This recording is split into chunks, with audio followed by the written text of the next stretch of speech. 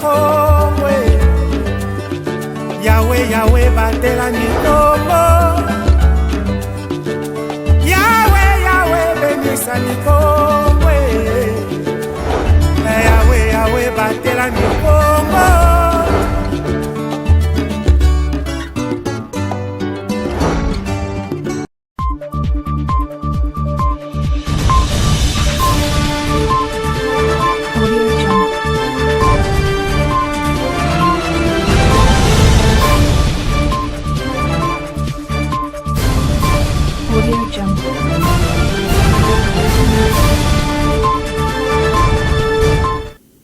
Immense honneur d'être à votre service. Mesdames et messieurs, merci de nous choisir pour vous informer. Soyez le bienvenu dans ce journal. Lancé le 7 décembre 2024, les travaux de réhabilitation de l'avenue La Pigaille à Kinkanda, exécutés par l'agence de travaux publics ATP, s'exécutent à pas de tortue. Près de 6 mois plus tard, ils n'ont jamais pris fin. La population de cette partie de la ville de Matadi a exprimé son indignation quant à ce. Suivez ce reportage. La population du quartier Ville-Haute en particulier et les usagers de l'avenue La Pigalle qui hier se sont réjouis de la réhabilitation de cette route de près d'1 kilomètre qui va de l'entrée principale de l'hôpital provincial de référence de Kinkanda et fait jonction sur la route nationale numéro 1 à la hauteur de la place RTNC, s'inquiète sur la modalité d'exécution des travaux par l'agence des travaux publics du Congo central, ATP en sigle.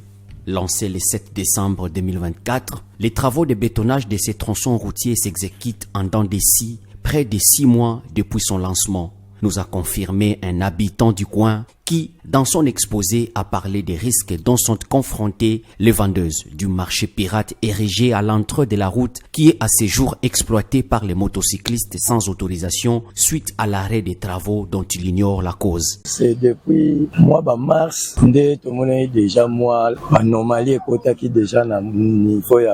c'est depuis le mois de mars que nous avions constaté quelques anomalies dans l'exécution de ces travaux causés par l'absence de Patinzouzi. Cette route est un chantier. On ne peut pas la laisser comme ça. Si vous descendez là, au niveau du marché, vous allez constater que l'entrée est devenue très étroite. C'est la seule bande récemment réhabilitée qui est partagée par les vendeuses, les piétons et les motocyclistes qui ont ouvert la route par leur propre initiative. Vraiment, les risques sont permanents.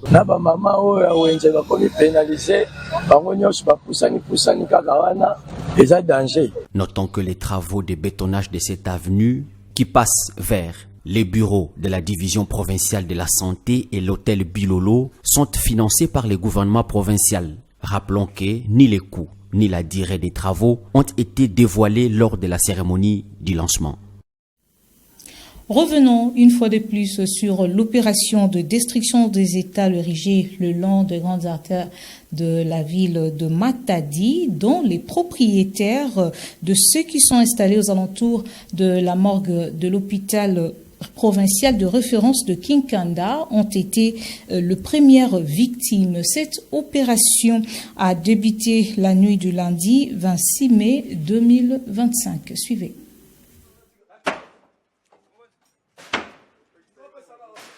Les étals érigés le long des grandes artères dans la ville de Matadi sont aussi à la base des embouteillages et les bouchages des caniveaux. Pour lutter contre ces fléaux, le maire de Matadi avait à son temps pris la décision en lançant un moratoire aux concernés pour déconstruire ces étalages en vue de libérer ces espaces occupés depuis belle lurette par des vendeurs. Cette mesure commence à prendre corps. Accompagnés de l'autorité urbaine Dominique Nkodiambete, les éléments du génie militaire ont procédé à la destruction des étals, maisonnettes en bois et autres érigés le long de la chaussée dans la nuit du lundi 26 mai 2025. Cette opération qui va s'étendre sur toute la ville a posé ses premiers pas sur la route Ango-Ango, au quartier Ville-Haute dans la commune de Matadi, précisément à la morgue de l'hôpital provincial de référence de Kinkanda et à proximité de l'entrée principale de cette formation hospitalière et sur l'avenue La Tortue, toujours à Kinkanda. À en croire la cellule de communication de la mairie de Matadi, les prochains axes visés c'est celui qui va du rond-point Kimbangu, ex-Coca-Cola, jusqu'au pont Pozo. En national, parlons cette fois de l'économie, levier de la croissance économique. C'est le thème du briefing presse du mardi 27 mai 2025, animé conjointement par le ministre de la Communication et Médias, porte-parole du gouvernement Patrick Mouyaya, et celui du commerce extérieur Julien Paluku, qui, en quelques mots, a brossé les différentes réformes initiées dans son secteur. Nous avons exporté 152 000 tonnes de cobalt et 3,1 millions de tonnes de cuivre en 2024. Cela représente près de 90 milliards de dollars américains. Mais cela ne se ressent pas sur le panier de la ménagère, a-t-il déploré. Nous vous convions de suivre l'extrait de ses propos à ce sujet.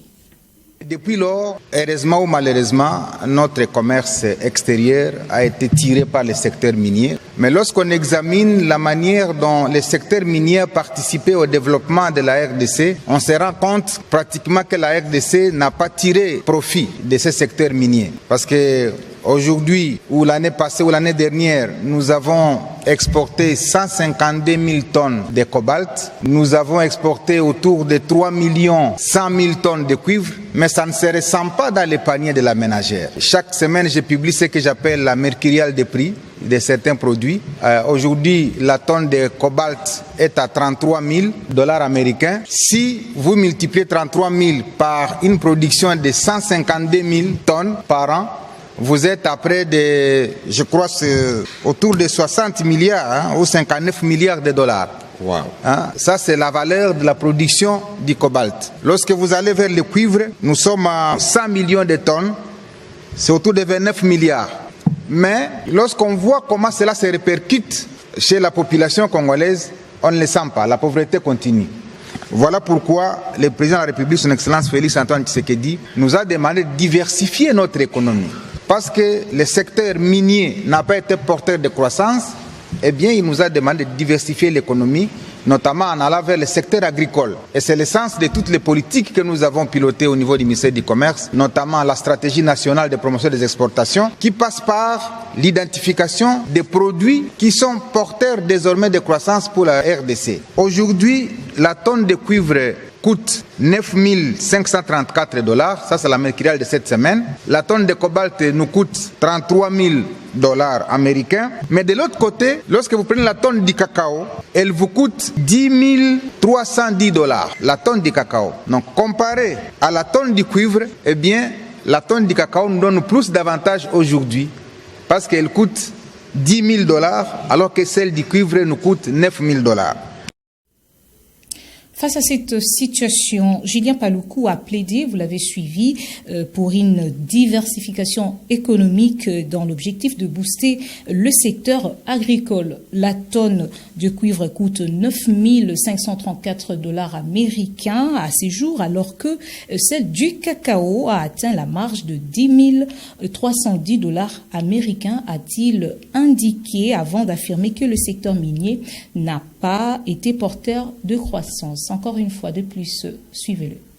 Pour le gouvernement de la République, il faudrait davantage que nous parlions à la population congolaise pour l'amener à migrer désormais vers le secteur agricole, parce que c'est ce secteur qui va nous permettre finalement d'améliorer les paniers de la ménagère. Lorsque vous voyez le café, lorsque vous voyez le maïs, lorsque vous voyez les autres produits agricoles, eh bien si tous nous nous investissons dans la production agricole, non seulement que ça va satisfaire les besoins alimentaires, mais également ça va satisfaire aux besoins d'emploi. Je tiens à vous informer que nous avons 80 millions d'hectares de terres arables. J'ai fait un exercice mathématique. Si sur les 80 millions d'hectares de terres arables, nous cultivons seulement la moitié, c'est-à-dire 40 millions d'hectares de terres arables en RDC, et qu'un hectare emploie 3 personnes, parce que c'est ça l'emploi que crée un hectare, ça veut dire nous aurons besoin de 120 millions d'emplois. Or, nous sommes encore autour de 100 millions d'habitants. Ça veut dire que le secteur agricole lui-même peut avoir besoin de 120 millions d'emplois, et donc nous allons commencer à importer même la main-d'œuvre. Mais qu'est-ce que le gouvernement a fait? Parce qu'il ne suffit pas de produire, il faut aussi avoir maintenant les marchés. Et c'est l'une des tâches auxquelles nous nous sommes livrés, notamment l'identification des marchés pour les producteurs congolais. Le premier marché qui a été identifié, c'est celui des États-Unis à travers l'AGOA, qui est cette loi américaine qui permet effectivement aux pays africains d'exporter vers les États-Unis sans paiement de frais de douane. Le deuxième marché, c'est le marché européen, à travers les accords de partenariat économique que l'Europe a avec les pays d'Afrique et les pays de ACP. Le troisième marché, c'est le marché chinois, avec ses 1,4 milliard de consommateurs. L'autre marché, c'est le marché indien. Aujourd'hui, l'Inde a dépassé déjà en termes de population la Chine. Donc ils sont presque à 1,4, 1,5 milliards. Le marché suivant, c'est le marché africain lui-même, qu'on appelle la zone de libre-échange continentale africaine. Pour le président de la République, l'ouverture des marchés africains va nous permettre de gagner aussi 1,3 milliard de consommateurs africains. Et lorsque nous disons que nous allons supprimer les barrières douanières, les gens se disent, mais est-ce qu'on ne va pas perdre les recettes? Non, je voudrais préciser qu'on ne perd pas les recettes parce que la suppression des barrières, c'est ce qu'on appelle les produits d'origine. C'est-à-dire tous les produits qui viennent de la Chine, qui viennent de l'Europe, qui viennent des États-Unis, ne sont pas concernés par la suppression des barrières tarifaires. Et enfin, en dehors de nos frontières, dans le nord-est du Nigeria, les attaques djihadistes s'intensifient. Mi-mai, des centaines de personnes ont pu regagner la ville de Dikwa et leur foyer, alors qu'une base militaire avait été attaquée à proximité par l'État islamique quelques jours plus tôt. Suivez. C'est un flot de réfugiés. Et cette fois, ce n'est pas un départ, mais un retour. Retour aux sources, chez eux, pour ces habitants mis en fuite par les djihadistes il y a un mois. Les images que vous voyez proviennent du bureau de presse du gouverneur de l'État de Borno.